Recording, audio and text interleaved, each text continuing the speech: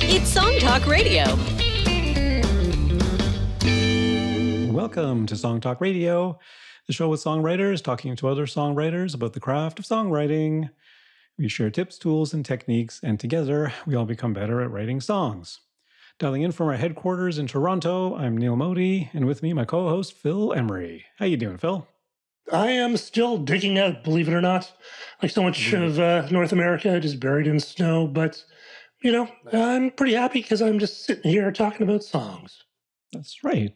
Yeah. Songs about snow. Not enough of those, for sure. Right.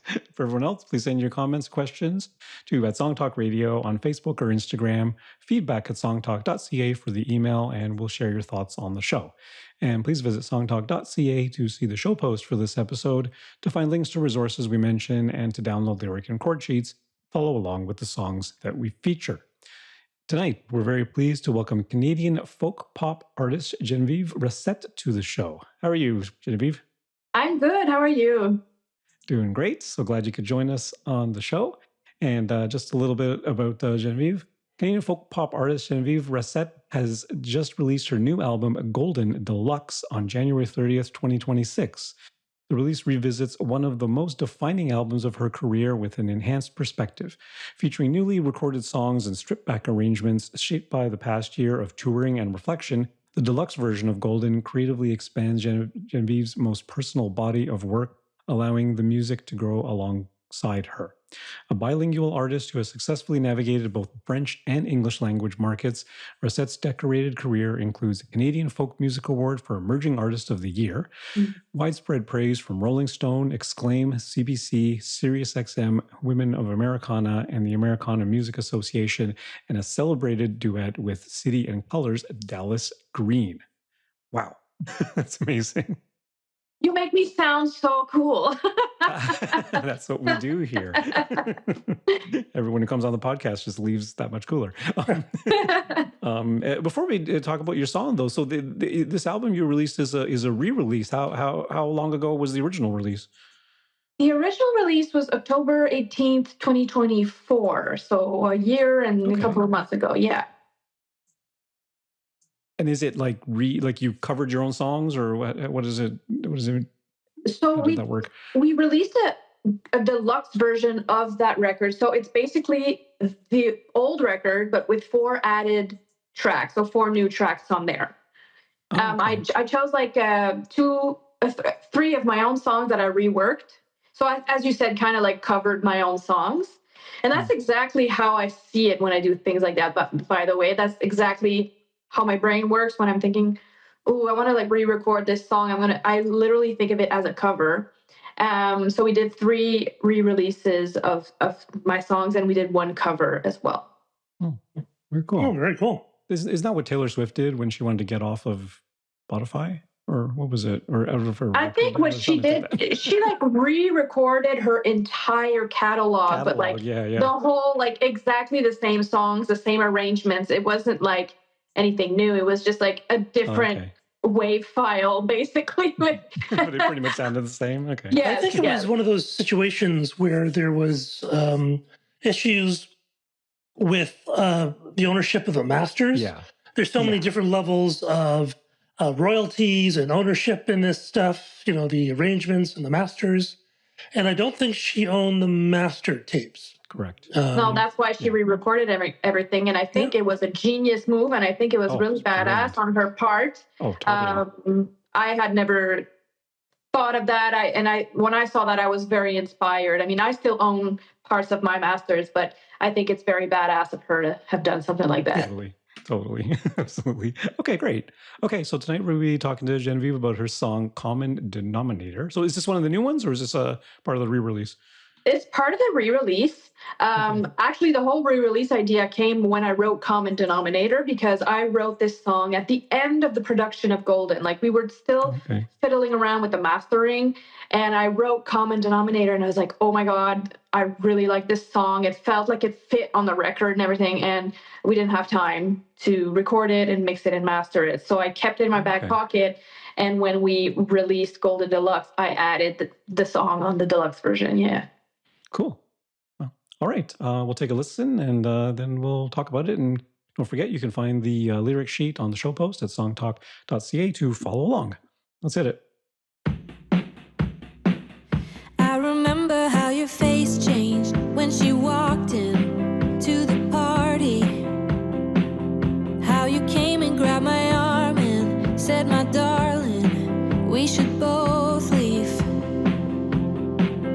You told me on the car ride home all the ways that she had done you wrong. She broke your heart, tore it apart, told everyone your darkest secrets, ruined your life. You're so surprised, yeah, you did nothing to deserve this. You put the blame on her over and over. Ooh, baby, for what it's worth, when I look closer, you're the common denominator.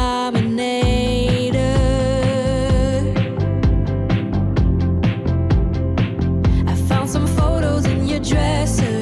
You were smiling with some old friends. I asked you why I hadn't met them. You got angry, and then you said, some bridges just have to be burned, and that's the moment that I learned.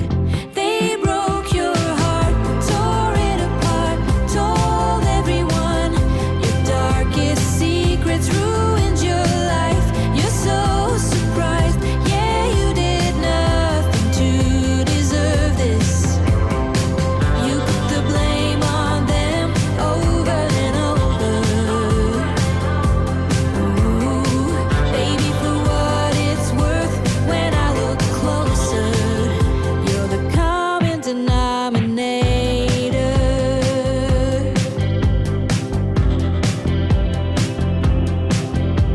Always going off about your friends, your family, your exes.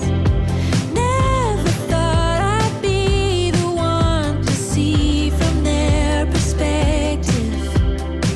I broke your heart, tore it apart, told everyone your darkest secrets, ruined your life. You're so surprised, yeah, you did nothing, nothing, nothing. I broke your heart, tore it apart, told everyone your darkest secrets, ruined your life. You're so surprised, yeah, you did nothing to deserve this. You put the blame on me over and over. Ooh, baby, for what it's worth, when I look closer, you're the common denominator.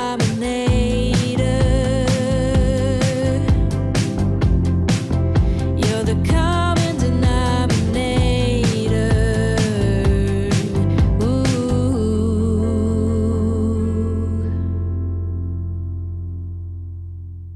Very cool song. Thank you. I love how you handled the chorus line, the common denominator. Mhm. I think a lot of people would have gone common denominator and made that sort of more of a kind of a bigger end, but you actually kind of went down and you sort of hit that sort of slightly unusual note, which I think is so great because it's not expected, but it doesn't sound jarring, but it really sort of pulls your ear. It's such a strong track. I'm surprised it didn't get on the album, but Oh yeah, I was very disappointed when we couldn't put it on the album. It's I think it's my favorite song I've ever written. Is Common Denominator. There's just something about the progression, the like slow realization of like what's going on in the song, like what's she talking about, and like the more you listen to the song, the more you realize like this person who's like a victim is totally not a victim, and I feel like that's something that. Like we all know someone like that who's like constantly playing the victim, and you believe them at first and you feel bad for them, and then eventually you probably get hurt, and then you're like, oh, dang, like they weren't the victim at all. I'm the victim, you know? And all my songs are true. unfortunately. And this was a big thing that I lived in my personal life. And I wanted to find a way to write about it. And it took me a long time. I think that's why it came at the end of the record, because I just didn't have the right twist, the right words for it yet. And it took a while to mature this feeling, to mature enough to be able to put on paper, you know? Yeah. Yeah, because I mean, as personal as it is, and it does come across as a personal song, it's also very open. Like I'm reading the lyric and hearing the song and being like, yeah, I can think of more than one person in my past Unfortunately. who has fit this description to a T, right? Absolutely. Because it is a little bit, yeah, when you hit that first chorus and you're the common denominator, you know, the common denominator has to have more than one thing. And so far, you've only given us one thing about Yes. the X coming in and whatever. So I'm like, oh, what common denominator? But then as the nice thing about it is, as you go through the next verse and the bridge, and every chorus changes a little bit. So the first time it's, you know, you put the blame on her, then you put the blame on them, Yes. because now we're talking about the friends, and you put the blame on me because now we're talking about our relationship. So it's really, it's nice the way it evolves that way, and then it becomes totally clear what the common denominator refers to. Thank you. So what was the struggle then writing this? Then what was it? Finding that phrase, "You're the common denominator." No, because that really is kind of the glue that glues it all together. That's the first thing that I wrote, actually. That because I guess I was talking about this person to someone else, and I said it out loud, like, they're the common denominator through all these stories, and I saved that in my brain, common denominator. And the first lines that I wrote for this song, I wrote this song with my friend Danielle Genevive, by the way. I have to mention it. She's my co-writer for a lot of my songs, and she's my favorite person to write with. And she's a good friend as well, so I feel comfortable getting personal with her, and she knows the backstory that I won't say out loud here, you know? Mm-hmm. And so I had written something like, isn't it funny how you're always the hero to your story? In every story, you're always the hero. I wrote a couple things like that, something common denominator. And then I brought it up to Danielle, and it's when we were talking together, exactly like you said about the common denominator thing. We were like, okay, common denominator, like what else? There needs to be more than one perspective. There needs to be more than one people in the song, and there needs to be a progression. And that's how we came with the idea of like the different verses talking about the different situations and the different people. Right. So the different verses and different perspectives weren't necessarily part of your personal story, or even your co-writer's personal story, but it was something you thought that the song just needed. Right? Definitely. But like, of course, that's what the song needs, because a common denominator person who's always playing the victim, that's what they are. They just keep doing the same thing over and over with different people. And I think it took a long time for me to write, because honestly, when I was writing Golden, I was in a deep healing era of my life. Like, I had been through something really difficult, and I was so sad, and then I got angry, and there's like a lot of things to deal with. But this was a big part of it. Common denominator was the part of it, but I wasn't ready yet to, in my personal life and in songwriting, they always kind of follow each other, like parallel lines. I don't think I was ready yet to see this version of who this person was, the common denominator, in my personal life. So I wasn't like, there was like a blockage. I couldn't write about it. It's therapy for me, writing. And sometimes when I'm not ready for it, I just need to wait and see how I really feel about a thing before I write. You need a bit of space. You need some space. Yeah, you need a little bit of space and a little bit of reflection, and be able to look back on it. And I think that was maybe key, because that's maybe what stopped this from being really self-indulgent. Yeah. Yes. Which is always a danger with these kinds of things. Was this a lyrics first song? Always both at the same time. I never just write lyrics. Sometimes, like, I'll save a line or two in my phone or in my head, like when I said the words out loud, common denominator, but it's very rare that I write only lyrics or only music. It always kind of comes at the same time. Oh, okay. So if you jot something down in your phone, do you very quickly then refer to that note, grab your guitar, and and Most sort of times, try to work on yes. something? Yeah, most times, yes. Like, today I was working on something all day before talking to you guys. I was working on a song, and it kept me up during the night, man. Like, I have to do it when the idea is there. You have to do it. And common denominator was one of those. Like, I had to write it when, like, I think I wrote it down in the morning, and then at night I started working on the song because it just. Oh yeah, no, I will never do that. I will wake up in the middle of the night, grab my phone, and jot it down because I know by the morning I am going to forget it. Yeah, it's Guaranteed. like, it's a problem. Sometimes I literally I have medication now to sleep because my brain is on like overdrive, and you're like sometimes driving or in the shower or whatever, like, oh, an idea, and you're well, that's actually what happened to me. Literally today, I was in the shower and I came up with these lyrics for a song that I'm working on that I needed the idea for, and I come up with, oh, that even rhymes. So I'm like, this is awesome. But then I had to, you got to towel off, you got to shave, or you take like sometimes it's in a dream, like you'll have the idea and then you have to wake up, like you said, and write it down. I think for me, this instinct of doing that like quickly is because I don't fully understand songwriting yet. Sometimes it just like literally comes from the ether. I don't understand where it comes from. And even talking with you today, I was like a little anxious because I was like, what if they ask me how do I write a song? Sometimes I know, sometimes it's more technical, but sometimes literally just pours out of me and I can't explain it, So are you just playing with chords and then sort of coming up with a melody on top of that at the same time? Yeah. Most times that's how it happens. I'll like just jam like a couple of chords and then I'll sing something over it. It'll be gibberish. Sometimes it's gibberish. Sometimes it makes sense. But most times it's just gibberish. And then I'll always record whatever I'm singing. And sometimes those recordings can last for like 15 minutes, 20 minutes, where I'm just playing the chords. And then, sometimes I'll just have like one line in there that keeps coming back. Oh, it's interesting. And then you just play along with whatever comes out. And then I get technical, but it's very rare that I do that without my guitar. It's almost every time with the guitar. It's an interesting structure as well, because it's verse, chorus, and then you have sort of like a part after the chorus, I think.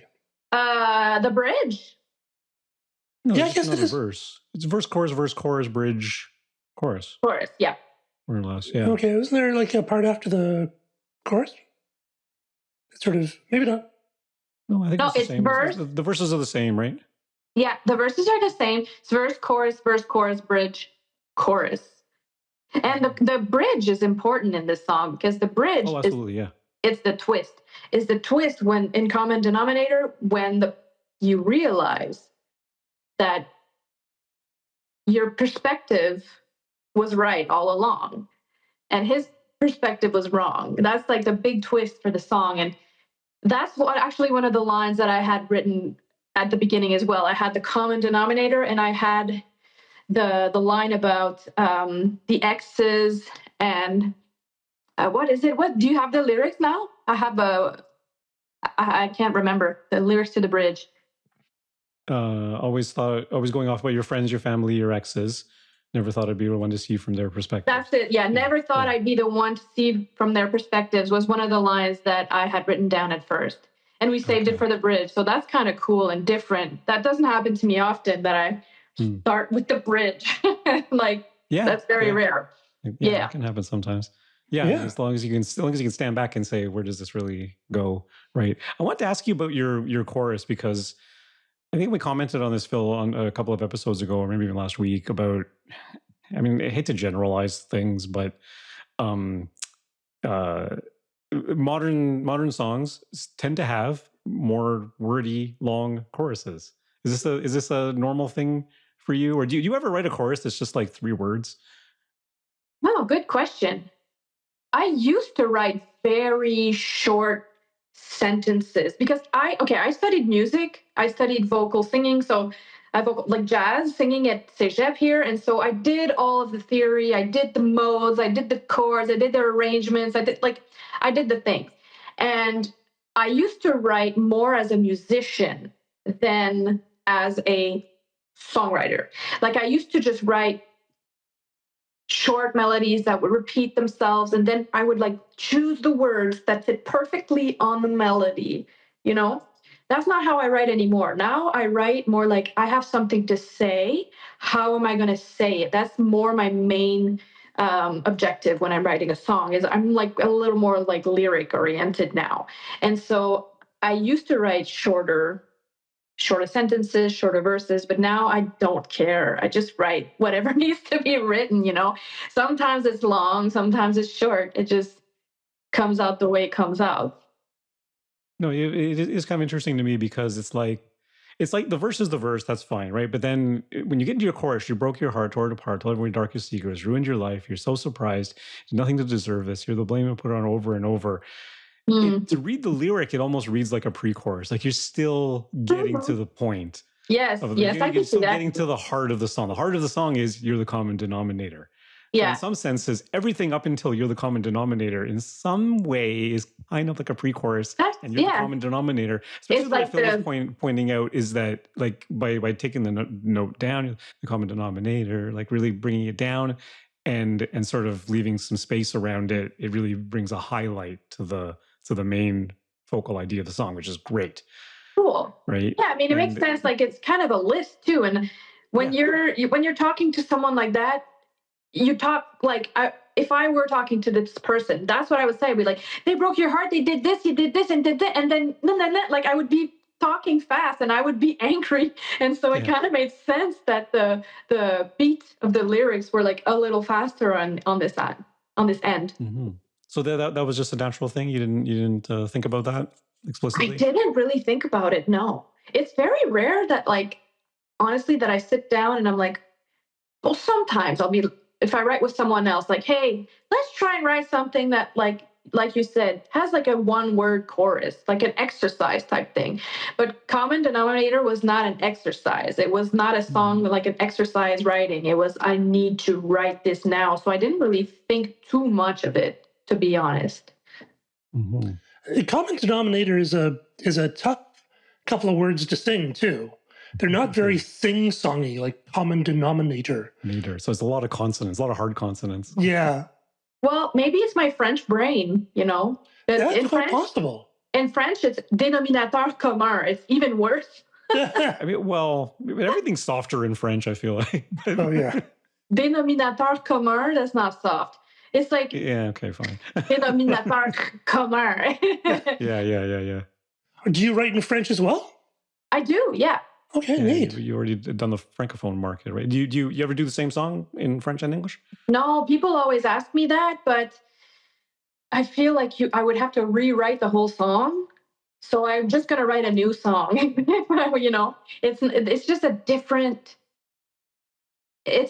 way of writing for me in French and in English, and it would be very hard to translate. Like, my French lyrics are definitely more like metaphors, pretty words, imaging, you know, not as like singer-songwriter, like storytelling. There's always storytelling, but in French, you need to embellish it a little bit more because certain words are kind of rough. So it's completely different for me when I write in French or in English. So do you think the language sort of drives the approach to lyric writing? Absolutely. Really interesting. Yeah. I think, as I said, like, some people, man, I feel like writing in French is much harder than writing in English because it is so easy to write a cheesy song in French. It's so easy. And like, you could just have like this one word that's like, that's what I was working on today. Like, before I spoke to you, it was a song in French. And I was like, is it cheesy or is it good? Like, it's always, the line is so thin. But there's something about the English language, I guess, like the twang of it. I don't know, but I feel like it's just easier to write in English than in French. And some people are so good at writing in French, and I really admire them. Like, it's hard. It's hard. I think cheesy stuff can actually survive a bit better in French, because I know there's that famous French song, da da da da da da da da da da. You know, that the English version was from L.A., from New York to L.A., from New York to L.A., da da da da da da da da da da da da da da da. And if the actual French lyrics, when they translate them into English, they seem sort of soft, but apparently in French, well, I mean, when they're done in French, they sound beautiful. But of course, I don't speak French, so they just sound like nice things. But Also, there's like different ways of writing in French in the sense like the language. I'm Québécois. I speak French, Quebec French. Then there's like international French, which is like a little more polished. And then there's like France French, which I do not speak France French. Like it's just a completely different accent. It's like if you compare like someone from the southern United States to someone to Scotland, like it's completely different. And so when I write, I used to write very Quebec, but now like I'm touring in Europe a little bit more. I'm trying to write and think a little more like universal French, not too clean, not too Quebecois, but right in the middle. And so that's a big challenge as well, to try and choose the right words, the right turn of phrases to please every French listener. You know what I mean? Well, you might lose the Quebecois then. It's not something that I think about when I sing in English, you see. It's completely different. Right. The English, there's not those kind of variations. It's just how I speak. It's just like the way that I think maybe that's why it's easier for me to write in English. Part of it. It's just the way I speak. That's what comes down on paper. Because French is your first language. Yeah. And because the guy who writes all those huge hits for Katy Perry and those, he's Swedish. Yeah, and I don't think he actually even speaks English. And he just listens to the way the words sound, and doesn't get hung up on all the fidgety bits where I think maybe we have too much knowledge. So we, maybe writing in a second language can kind of clear out the stylistic binders, or, sort of. Yeah, that makes sense, actually. Yeah. Yeah. I always think of that guest we had way back when Daniel, what was his name? Daniel Caceres, I think. He came from Spain. He recently immigrated to Canada from Spain. And he was like, and his song was very, very simple. Like the language in English was extraordinarily simple, very, very simple words, simple phrases. Beautiful. We asked him about writing in Spanish, and he was like, no, if I get in Spanish, I'm too much in my head. The language gets too complicated. The language gets like in English, I know like 5 words. So those are 5 words are going to thing, right? So it's like no, but you're right. Like exactly the word common denominator, maybe that's kind of like where it came from. It's like a word that maybe an English speaker would not have thought of putting in a song. But to me, I knew the word and it made sense. And so when you thought of that phrase, this gets to your how does your brain work? Do you think in French or do you think in English? Did you think of common denominator, or did you think of the French version? I thought of it in English. I thought of it in English because I was talking to my friend who speaks English about the situation. Okay, fine. Yeah. So, yeah, but I mean, I guess I would mostly think in French. I don't want to think about it too much. Then that gets weird. Well, especially if you're explicitly saying I want to write an English song, you'll end up thinking in English, right? For the most part. Yeah, but even in my day-to-day life, if I start thinking, that's like thinking about like, oh, you have to remember breathing. Like then you get all weird and you think about breathing. It's the same. Like I don't want to think what language am I thinking, because then it's complicated. A lot of stuff going on in there. I wonder, there's an issue with home recording that most of us fall into, is because we have so many options. We have endless tracks and a million outboard plugins and toys we can put into stuff, that you can get really bogged down in options. And I wonder if lyrically, writing in your first language, you have too many options. So you kind of get lost in your own heads. Yeah, because you have so many options. And because I think someone like an English speaker might go, oh, common denominator. That's, it's a little bit weird to sing. Maybe I'll try to find some kind of metaphor, just sort of say the same thing. Make it sound pretty. Yeah, and then they'd spend, a week trying to find a metaphor or something. It's an interesting thought. Yeah, definitely. It's tough for me because I can only speak English. Or into writing a song about math or fractions or something. Yes, I have another song on Golden called Times 2. It's X2. Oh no. So it's like I have two math songs. I got Times 2 and I got Common Denominator. That sounds really not about math, though, is it? Neil, you speak. Do you speak? Is it Hindi or? I speak some Gujarati, which is an Indian language, but I generally think in English, right? Because I'm. Have you ever written in Gujarati? No, good Lord, no. I know 5 words. Like, it's not going to happen. Hey, you should start. That Yeah, other maybe. songwriter knew 5 words. Well, I mean, in my band, my good friend Addy, he's Indian like me. He does speak Hindi, but he grew up in Abu Dhabi, mostly speaking English. And when he did live in India in boarding school, he studied in English. And so, because I asked him before, I said, what would be so cool is if we wrote just a regular rock song like we always do, but write the lyrics in Hindi. He's like, I can't be poetic in Hindi. I can put all the images and things in English because I wrote poetry in English for many, many years, right? It's really interesting. Like, yeah. You just can't bring yourself around to do it. Maybe it's with a little bit of practice, you just kind of play with it and see what happens. Part of me also wonders, like, my whole life was so Americanized, like I grew up in Montreal. The States are 45 minutes away. I would watch TV in English, American TV shows. I would listen to American songwriters and like grew up in that environment, even though I'm from Quebec. And I feel like that is tough and that kind of hurts French Quebec culture because we're just so used to writing in English, hearing English. Like maybe if we let French shine a little more, like it would be easier to write in French. I think it's maybe not just a language thing, it's a mix of culture as well. Mm-hmm. Well, you mentioned in your bio, you mentioned Women of Americana Music Association. There's a lot of Americana, and I'm like, well, where's the Canadiana?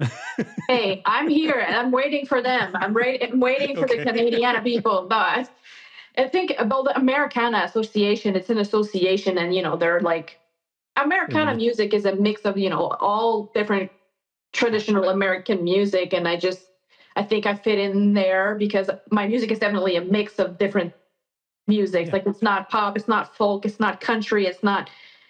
So I think it would be it's just easier to call it Americana, but Canadiana sounds cool too. Like we could do that. Yeah, and to be honest, probably most Canadians wouldn't make that.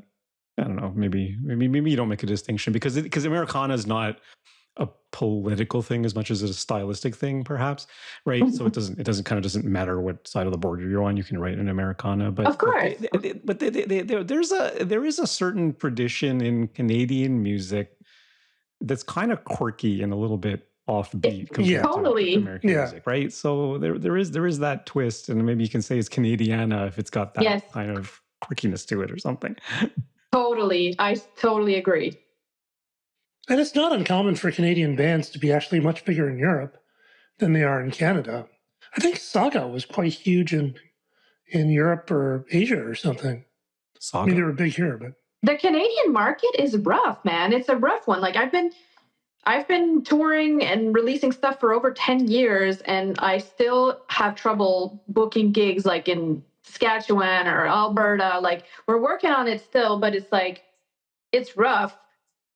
The American music scene is huge. There's so many places to play. Like it's definitely inviting. Right now, I'm not going for many reasons, but I am going to Europe for the first time in a few weeks to tour. Like I did a showcase in the UK last year, and so that brought on a tour that we're going to play in the UK and in France. So I'm hoping that I'll be one of those bands who's just going to be big in Europe before they're big in Canada. Yeah, that's amazing. Yeah, no, that's definitely awesome. One of the problems with Canada, of course, is our very sparse population with lots of space between population centers. That's pretty tough. Tour van, you got to go for like 12 hours before you get to the next city. Out of Ontario. Yeah, just to leave Ontario. But the fact that I'm a French speaker helps. I always find different like French communities to go to and meet people and do a show there. Like that's definitely something that it holds us together. All the French speaking people throughout Canada for sure.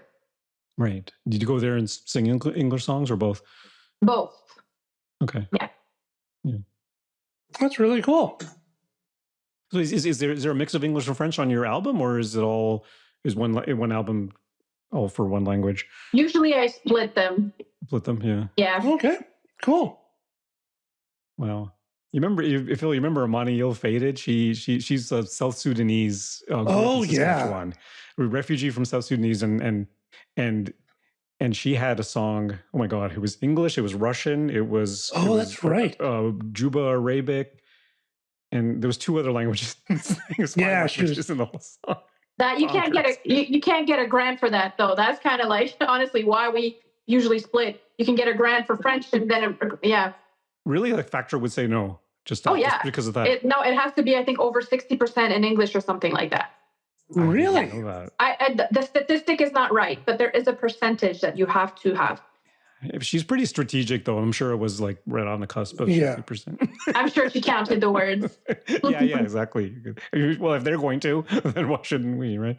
That's an interesting thing about getting grants, about what you have to do. I would have assumed that they would have preferred you being bilingual, being Canada, but... Well, I think it's because they don't want the grants to get mixed because they have grant Factor. We have our equivalent of Factor here called Music Action. And like you can't apply to both and then get both. They want to split so that everybody has a chance to have a grant. Okay, well, I guess that makes sense. Yeah. Okay. So you guys in Quebec have 2 to choose from. The rest of us only have Factor? Well, there are other grants, obviously, but as far as a national... If you sing in French, you can't apply to Factor. You can't? Right. No. Oh. No. It's for English music only. Really? So if some band comes out of Brampton and they're singing their songs in Punjabi, but they're all Canadian, they can't apply for Factor? Maybe it's English and other languages. I think it's English and other languages, but it can't be French because the French grant is specific thing. Yeah, we have our own specific thing. So you can't apply to both and then you get both. Like that's not fair, right? I wish we could get both. yeah, a little double dipping. Yeah, I wish. Yeah. Okay, that's interesting. I did not know that about Factor. That's wow. Well, considering how long we've been doing this deal, I'm surprised we didn't know that. But there you go. We did have one episode dedicated to grants and Factor and everything with Frank and Lisa, but I guess we never touched on the francophone community. In that. Yeah. Well, he does mostly instrumental. Frank did mostly instrumental. Well, they are, but still, I mean. Yeah, that's true. Yeah. Well, everybody learns something this show. Yeah, for sure. I sure did. Awesome. Okay. I'm hearing the band. I think it's all the time we have on Song Talk Radio today. Special thanks to Geneviève Racette. So where can our listeners find out more about you and hear some more music? You can check out my website, GenevieveRacette.com. Our Instagram, I'm very active on there. Facebook, TikTok. Just write my name on Google and you will find me. And you want to spell your name for us? It's Genevieve. It's like Genevieve, but in French, Geneviève. And Racette, Racette. Awesome. All right. And we'll put a link to that on the show post for this episode. And we want to hear from you too. So please send in your comments on Facebook or Instagram to @SongTalkRadio or send us an email, feedback@songtalk.ca. And be sure to check out our YouTube channel for live performance videos and full episodes. And subscribe today to the Song Talk Radio podcast on your favorite podcast provider. And please support us at our Patreon page. You can visit songtalk.ca/support. Thank you to everyone who supported us so far. You can find links to all the products, books, and web services we mentioned on the show on our resources page on the website. And please join us at our next monthly Song Talk meetup. Whether you're in Toronto for our in-person meetups or anywhere in the world for our online meetups, it's free to join on Eventbrite and free to attend the meetup. Bring a song and a lyric sheet and get constructive feedback from other songwriters. Stop by songtalk.ca for the link. You can follow me at neilmodi.com. You can follow Phil. PhilEmery.ca. And Genevieve, what's your favorite social media platform? Where do you post the most? I would say Instagram for sure. All right. Be sure to follow Genevieve on Instagram. And be sure to stop by the website, songtalk.ca, to browse past shows and find out how you can be a guest. Thanks for tuning in and keep on writing. In every language. Yeah.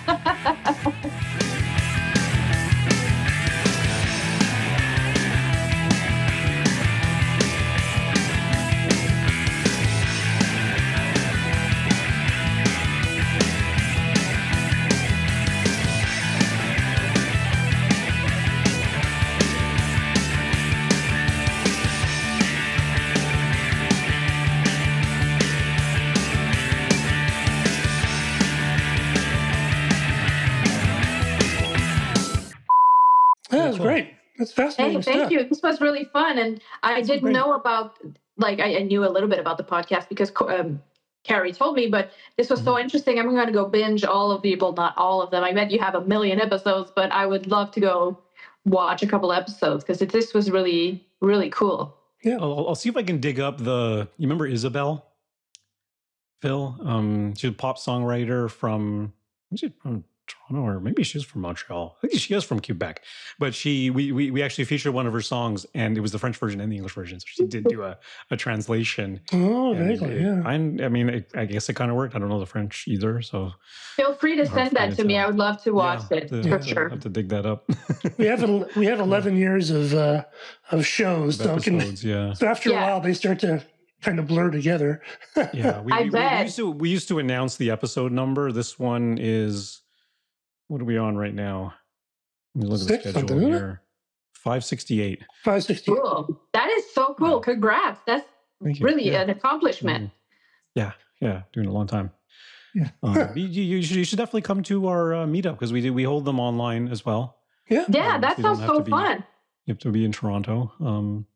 It's I great have a bunch everyone of new songs too that I could share and get feedback maybe. Yeah, because everyone gives everybody gives feedback, which is nice. You know, it's like, it's not just like sometimes you go to these things and it's like some A&R guy who just kind of gives you this, whether or not it's going to be commercial enough. Yeah, and that's not what we want. Yeah, this is other songwriters going, hey, that's cool, but maybe on this line you could try this. Yeah, that sounds fun. How do I join? Just head over to our website. Okay. Adding it on my iPad right now. Songtalk.ca, and then hit the meetup link. Nice. Cool. Yeah, that'll be great. Actually, we just posted about it today, so yeah, just put a link in the chat there. Oh, nice. Okay, cool. Yeah. Nice. Oh, where are you now? I think I lost you. God damn, I'm not techie. Oh. I'm back. Very good. I can hire people to be techies. Yeah, I'm sorry. All right. So we will edit the podcast. It usually comes out around Wednesday or something.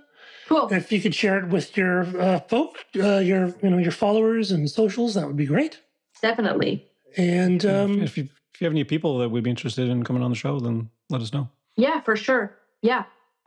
Awesome. Yeah, we'd love to get some more Francophone content. Okay, yes, I'll think of some people. Yeah, for sure. Cool. All right. Well, have a good night, guys. Thank you so much. Right. Thank you so much. Have a good day. Bye. Cheers. Have a good night.